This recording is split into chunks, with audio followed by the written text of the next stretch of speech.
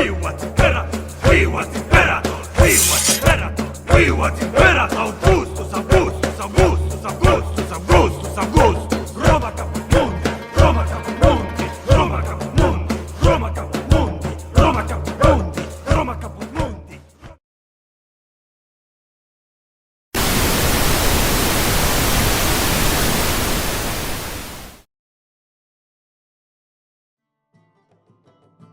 By early November, the popcorn table was still firmly plunged in the depths of its feudal and pagan state. It would require a strong and able leader to propel them out of this state and into glory, vastly expanding their horizons and prospects in doing so, and paving the way for future generations of development. This trailblazing man would leave a resounding mark on the country, permeating up to the modern day, and uprooting the status quo so as to even bring other tables into this revolution. When did this monumental change occur? Who was the grand figure responsible? What was accomplished during his reign? How long was his reign? How did he do it, and why? What else transpired within the 7th grade? And what is the so-called classical antiquity? Hello, I'm Chester Latorace, but you may know me as just Biggie, former philosopher, poet, and second lieutenant.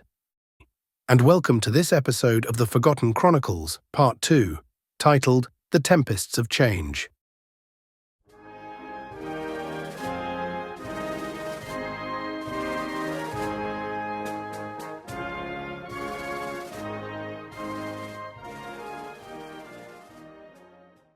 In order to rescue the country from the ancient era, a leader would have to make decisive and tangible action. And the trail of events leading to such went as follows.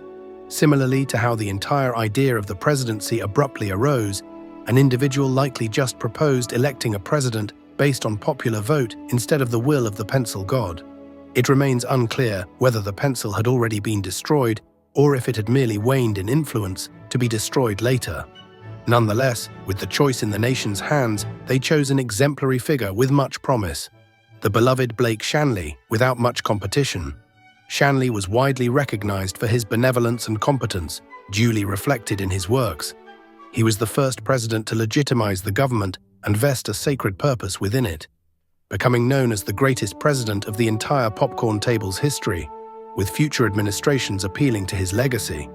This is so as to have reigned for an extensive period of time, an entire era believed to have been 4 terms, although exaggerated accounts claim 6 or 7, but the people might have even forgotten to hold elections during his later weeks.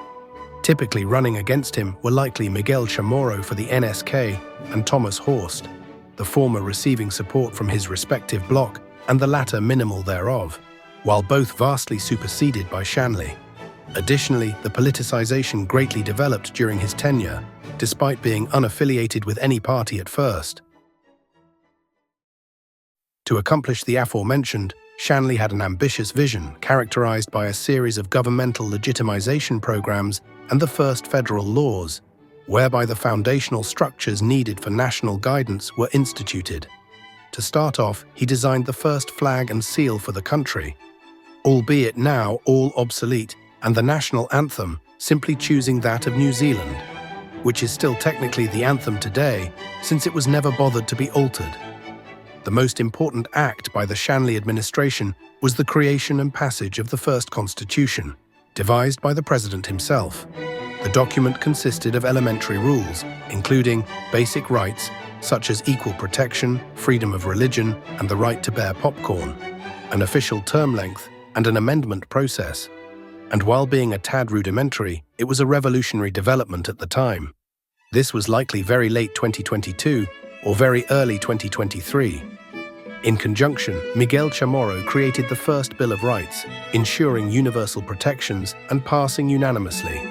Despite running against each other, Chamorro and President Shanley were forming close ties due to a shared vision for stability and progress. Furthermore, Shanley initiated the first national bank, printing a sizable sum of their new currency. Kernels, written with the ruble sign. Various bills were thrusted into circulation, and they became all the rage among the citizens for a while, with anecdotal record of a crazed Kevin Lau incessantly stealing bills. However, this system quickly fell out of usage due to a crippling lack of industry and usability, resulting in various figures obtaining scores of them, while most procuring none. Future attempts to kickstart the currency across administrations proved futile as a similar pattern resurfaced. To this day, no one has been able to design a functional economy, leaving this field historically blank. The migrations and demographic changes present in the previous era were exponentially magnified during this one. Sometime during Shanley's presidency, a nearby table believed to be to the north underwent a mass exodus. The cause of this is a mystery, but the evidence points to barbarian hordes having invaded and occupied their territory, displacing the inhabitants. The refugees trekked to the popcorn table, which at this point was still mostly barren, and were generously admitted into the society. Many of them, such as José Reyes IV and Alexander Morales, were approached by Chamorro, who successfully converted them into Communist Party members. After settling there for a while, they returned once their original table became available once more. Afterwards, President Shanley and the elders of the table held discussions together, and an oral agreement was made. There would be free movement between the two tables, and they would be joined into one country, the Providences of Popcorn, the table now known as the Sister Table. The origin of the word Providences remains unclear, but it is likely a misspelling or mispronunciation of provinces or some similar root.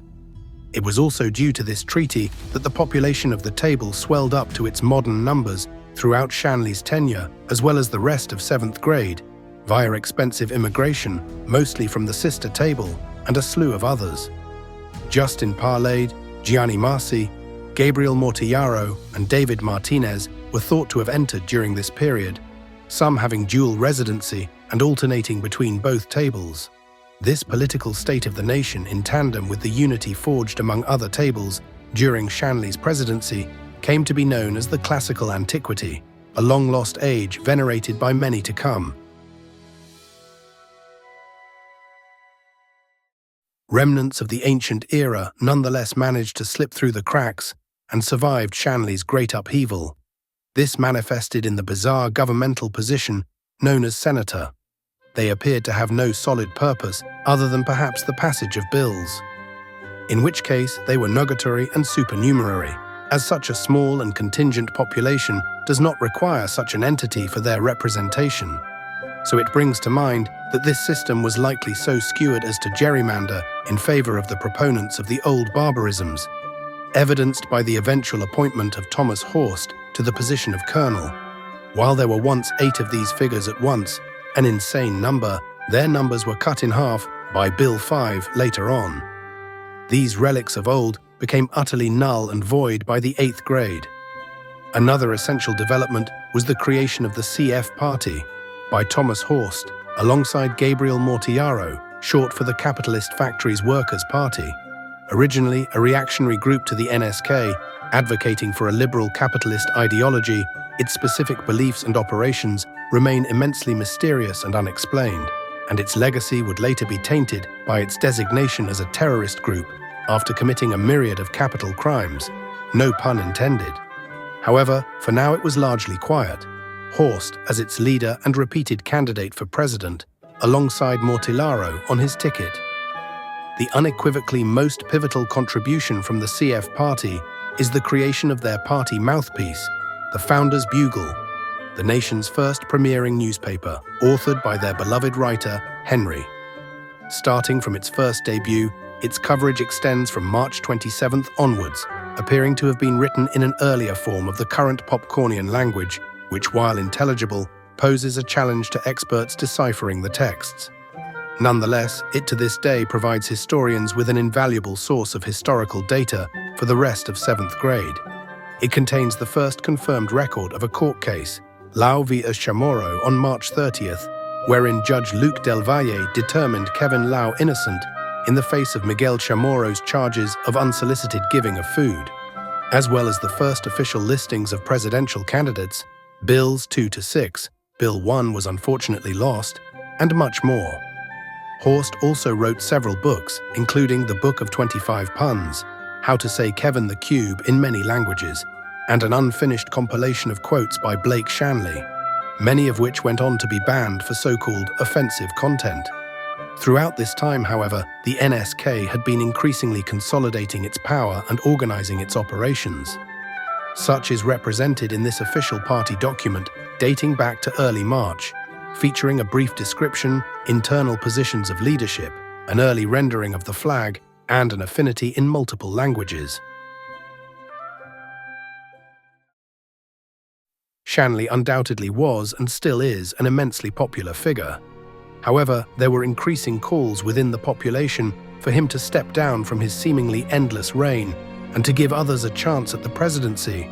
And out of affinity for his people, he did so, in spite of prudence, instilling into law a 2-consecutive term limit on the presidency. However, Shanley's absence led to a power vacuum in the political sphere, alongside resounding consequences such as the end of the classical antiquity. For the next election, likely in mid-March, this vacuum was demonstrated in full effect. The NSK was poised to dominate the following few cycles. However, David Martinez, a lower official in Chamorro's party and immigrant from the sister table, rose up to run against him and Horst, foolishly splitting the vote for the party. Martinez was able to win the election by a hair, very possibly by obtaining the favor of the CF candidate, as one could not vote for himself, making him the 4th president and technically the first of the NSK.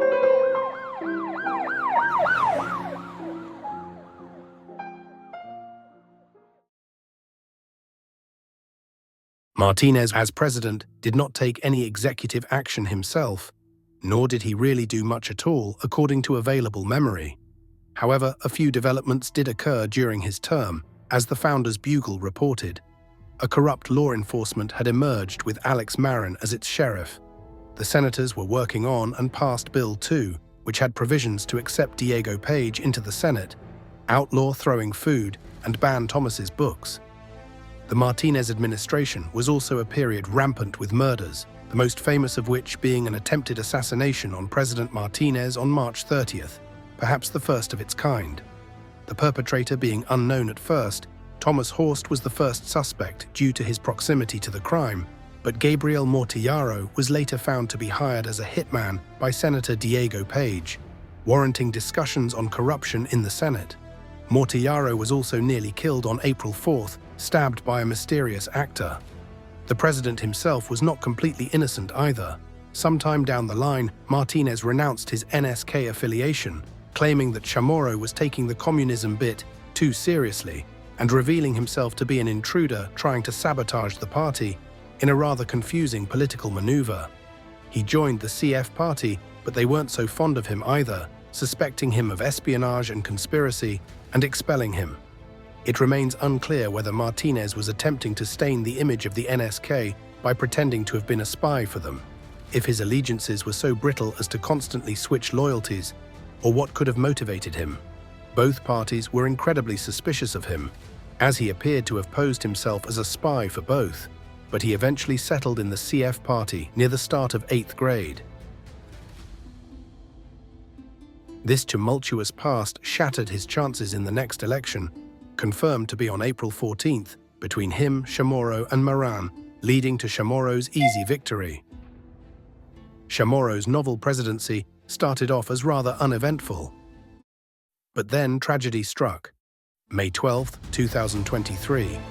A normal Friday, the candidates, Chamorro, Horst, Marin, and Martinez, were presenting their speeches for the upcoming election. But Santi Fernandez, in a sort of foreshadowing, was interrupting the debates as if he were president. Then, Diego Perez Alonso arrived with a terrorist militia composed of members of the crew team, overpowering the meager popcornian forces, and targeted Martinez, whom they believed to still be the president. Reports state that he was choked, trapped, harassed, and dragged across the floor, while a helpless Gabriel Mortillaro was stuck trying to grab his water bottle, which they were holding up high.